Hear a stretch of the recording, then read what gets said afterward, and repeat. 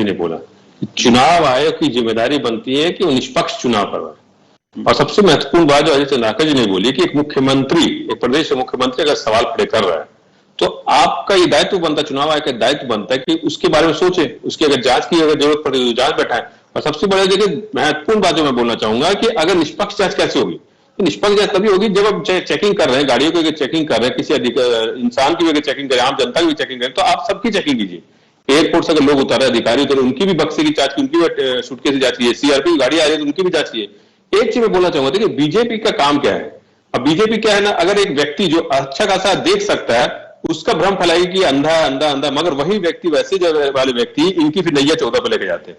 हमारे मुख्यमंत्री ने सिर्फ जांच की बात की, मगर जैसे इन्होंने बोला सीआरपीएफ के ऊपर कोई प्रश्न चिन्ह नहीं लगा रहा, उनकी क्षमता पे, उनकी योग्यता पे कोई प्रश्न चिन्ह नहीं लगा रहा। हम सिर्फ चुनाव आयोग से एक मांग कर रहे हैं, एक अपनी मांग रख रहे हैं, बोलूंगा कि भाई आप जांच कीजिए, तो सबकी जांच कीजिए।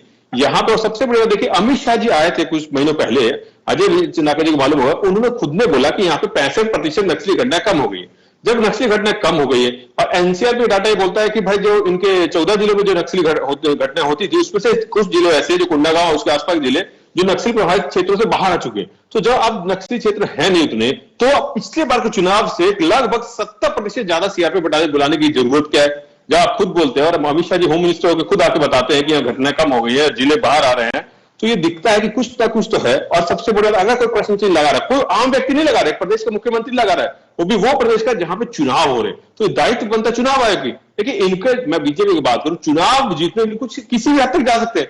सीआरपीएफ के ऊपर हमला हुआ था जम्मू कश्मीर में, आरडीएक्स कितना मिला वो आज तक किसी को नहीं मिला, आज तक वो नहीं बता पाए हैं। पाकिस्तान के यहाँ पे आईएसआई के लोग आते हैं, घूम के चले जाते हैं, मगर आज तक क्या बातचीत हुई, मगर भले अपने नहीं, कि वो दूसरा विषय है, पर क्या हुआ क्या आज तक किसी को नहीं मालूम। तो ये चुनाव जीतने के लिए किसी भी हद तक जा सकते हैं।